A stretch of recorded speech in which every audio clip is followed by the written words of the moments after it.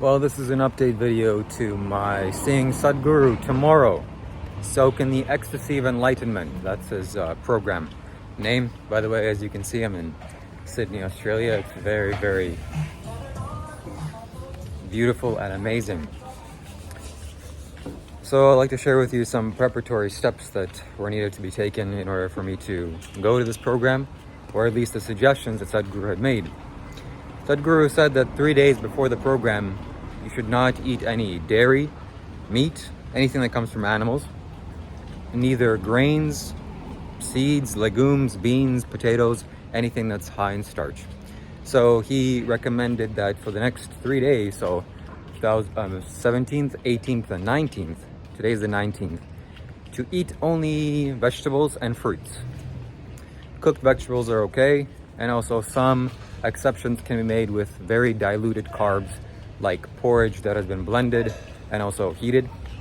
That's okay. But for these last 3 days, I have not been eating any carbs whatsoever. I've only essentially been eating fruits and vegetables. And I'm fortunate to say that, when this usually happens, I go through severe withdrawals or a huge amount of detox, which my body starts to shed all the poison that I've been consuming. This is not happening, I'm very happy to say so, which means that my system is overall clean. So today I woke up, I didn't feel tired at all, I just felt low energy. Why? Just because not eating enough. Also, I've been eating very little fruits.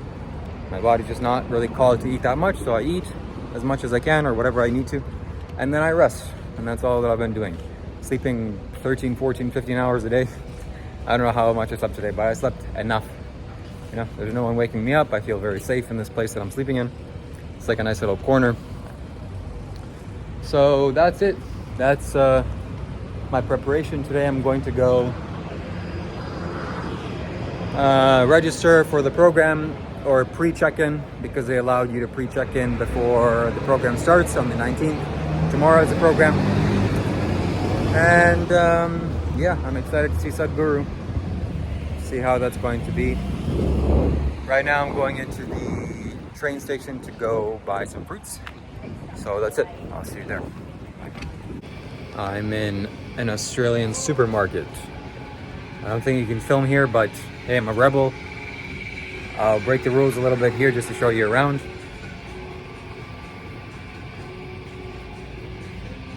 So I came here to buy some fruits. That's what I would do. But first I'll buy water, because there's no filtered water in this hostel. I have to buy.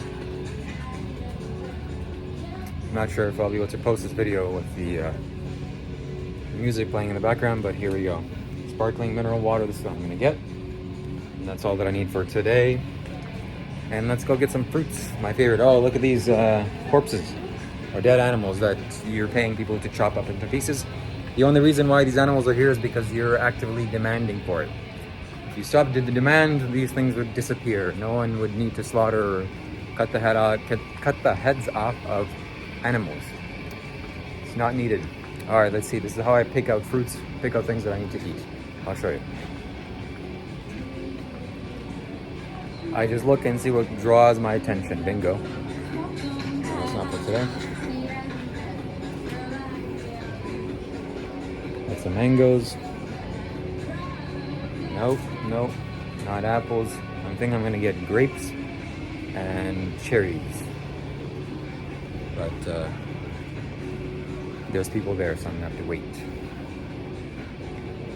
And no bananas either. Actually, maybe I'll get some bananas.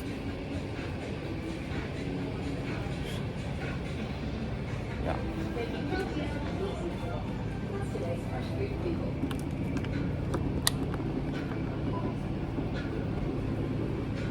And these grapes.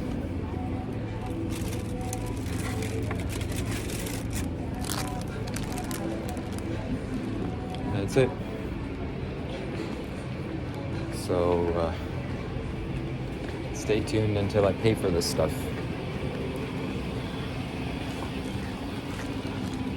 In these supermarkets, you have to go through a little maze to go around to the checkout. So they want you to go through all the valuable stuff before you get to the checkout. You can't just go to the checkout right away. Yes, it's smart, but also a little bit, you know. This is my favorite chocolate bars.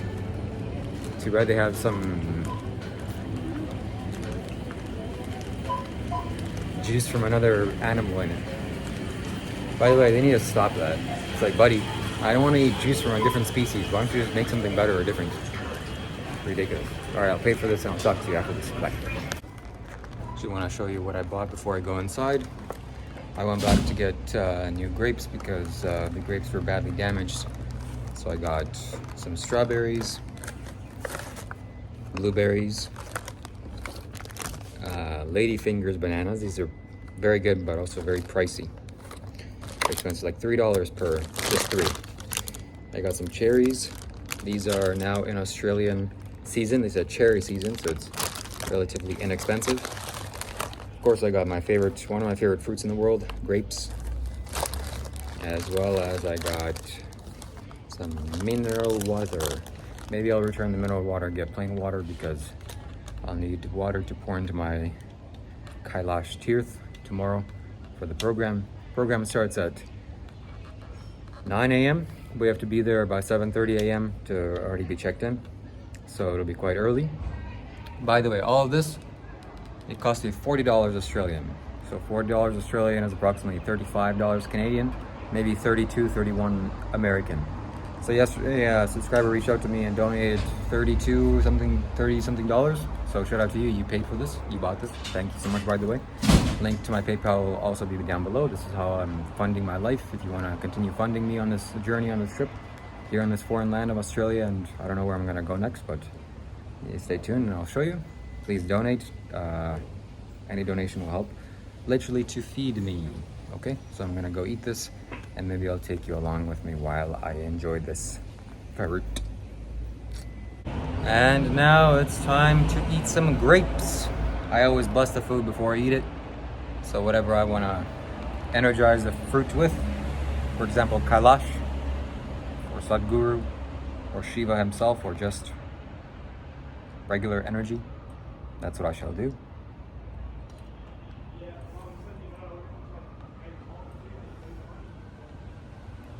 And that's it. And now I shall start eating this consecrated fruit juice. Shambho. To Shiva. Wow. This is what humans are meant to be eating. Not some dead corpses. By the way, let me take a few handfuls here and then I'll tell you something.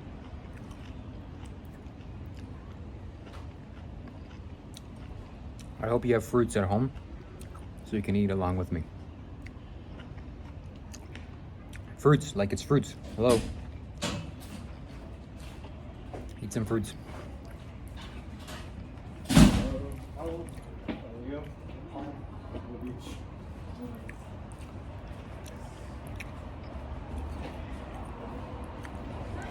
Well,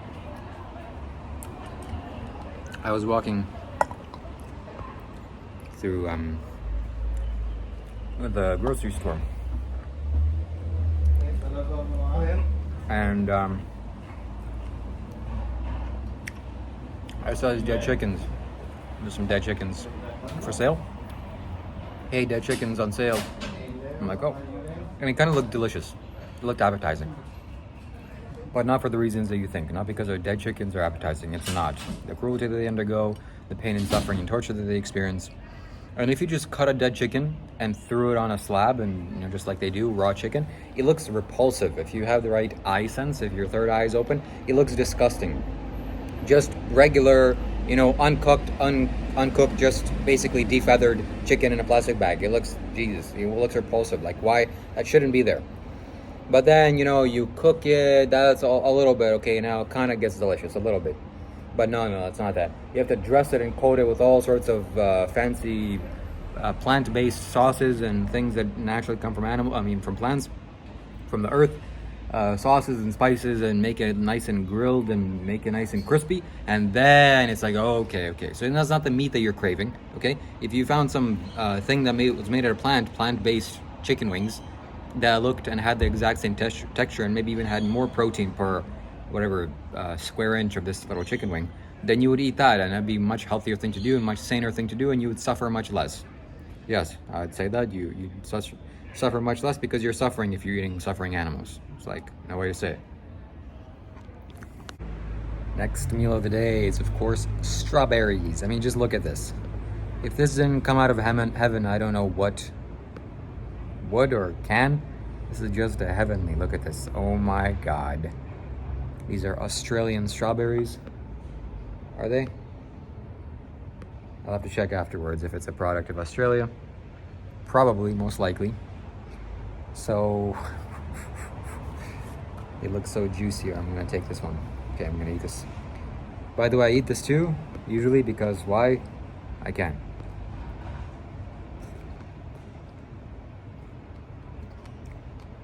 Wow. That's amazing.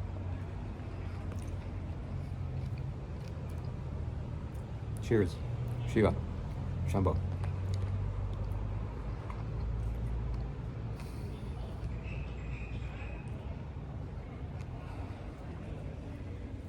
All right. Stay tuned for the next roll of the clip. All right, now it's the 19th. Tomorrow is the program, so I'm gonna go check in to the International Convention Center in downtown Sydney. So I'll take you along with me. Maybe I'll show you some of the subway trains. It'll take me maybe 20 minutes by subway to get there. And then I'll show you downtown. I'll show you some cool stuff. So stay tuned.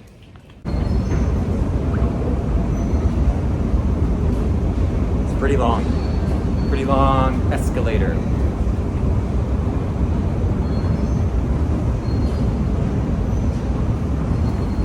It's like 1 minute, 2 minutes drive. Pretty cool. I just got out of the subway and this place feels a lot like Toronto. It almost feels like I'm in Toronto again. Doesn't it look like downtown Toronto? Yes, it does. But it's Sydney, Australia. So anyways, I'm going down to the City Hall. I'll see you there. This is the convention center, I believe. This is where Sadhguru is going to be in 12 hours. Whoops. I'm walking along this little bridge. Across the highway. So that's where I'm going next. Look at this.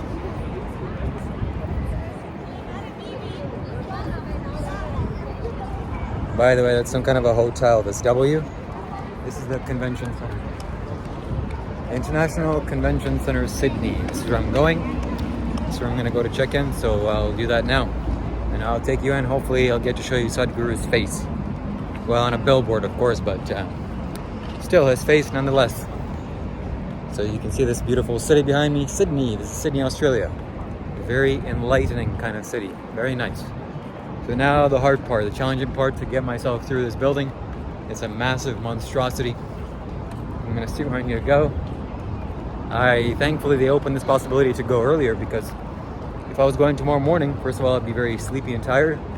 And also I would figure it out for the first time. Where am I going? And Sadhguru is very strict in that if you come 1 minute late, doors closed, sorry. Can't come. Oh, there you go. Okay.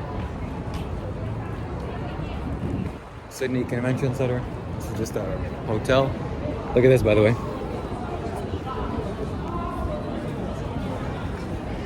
There's a natural lingam right there in the center. Someone should energize it and consecrate it.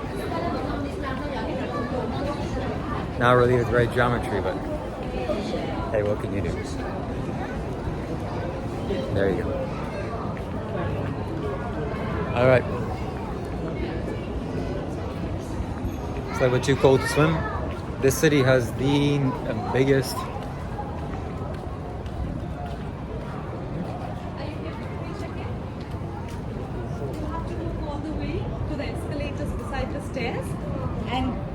Volunteers guiding you further up. So, the stairs there? Yes. Beside the stairs are the escalators. Go all the way up, and then you'll have volunteers. Up on these stairs? Oh, the escalators. That's okay. Either which way. Thank you. Well, there you go. So I'm figuring out for the first time. What I was gonna say is that this city has the best beach in the world. It's called Bondi Beach. I've been there many times. Last time that I was here, a couple of months ago, the first time that I was in Australia. And then I traveled to Cairns and I traveled to Darwin. But now I'm in Sydney again. And I didn't go because it was a little bit too cold, and also I was like, I don't really want to go anymore. I don't need to go. So, yeah, see. That's a volunteer. They have name tags. So that's wonderful that they're here. Sadhguru has many volunteers and they all have the same, they all have a very similar type of energy. So that's it, my friends. I'm going to pause the video here and I'll record when I get there. Cheers. Well, I'm following the line now. So it's time to check in. Look at this. That's beautiful.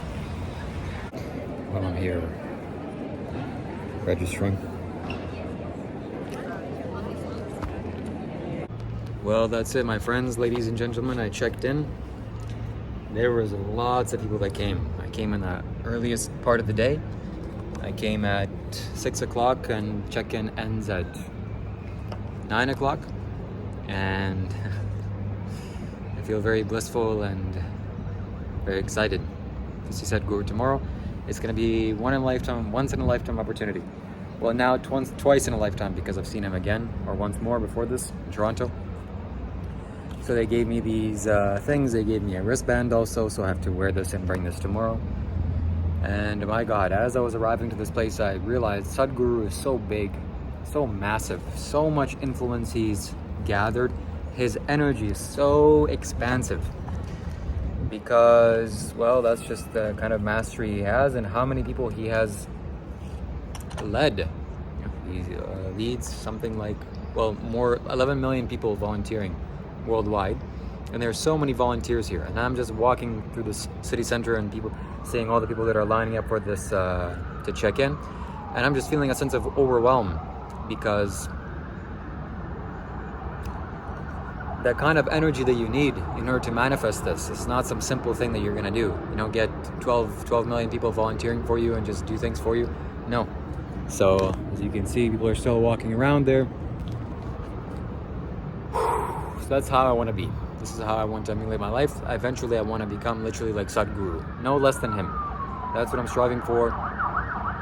And just I'm very grateful for this man that came, and still around on this planet, because the worldly knowledge that he has, he's not confused about spirituality. Oh, you have to live in some forest and be a recluse and people will come to you. Yeah, maybe 1,000 years ago, that's true. Now he's a real world guru, and he's led a huge spiritual revolution. It's a revolution that's happening. So many human beings here, and I'm just seeing them like, wow, they're all going to be finished within this lifetime. Many of them, at least. Maybe not all of them, but I can confidently say that probably, I don't know. Yeah. So Sadhguru is often said, or famously said, that if you sit with him for at least once, become initiated by him, or sit in front of him for any significant length of time, guaranteed, your enlightenment and liberation is guaranteed. So just a matter of how long it takes for you to get there. And from what I'm seeing, many of these beings, that's going to be their last kind of round. They're going to pop at the end of the life cycle. It's over. Some of them, they're going to go to various places around the universe and stay around there in a very blissful state. That's what I'm predicting. Maybe I'm not accurate, I don't really know. But generally, I think this is true. When it comes to these spiritual aspects, I know I can't be wrong. I'm perceiving things exactly clearly as they are. Maybe if I'm telling you some worldly things like, this shirt is made out of cotton and it's like 60% cotton something. Okay, then I can be off because, I don't really understand these things. But when it comes to the energy side of things, I'm basically 100% or relatively 100% accurate. And so yeah, that's it. That's the end of this video. Probably I'll upload it. I don't really have anything else to share, so I have these little passes here. tomorrow I'm gonna have to come here early in the morning. I'm very excited to see Sadhguru. This is gonna be a transformative experience of my life because I've prepared very significantly and heavily towards this kind of practice. I'm ready to invoke Sadhguru's energy even right now, and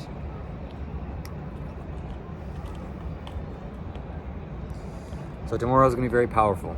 I can't wait to see Sadhguru again. Can't wait to see Shiva. It was one thing seeing him in 2019 and I was just basically barely opening my eyes, and now, well, still in the path, still kind of struggling in life a little bit, still trying to figure out this game of life.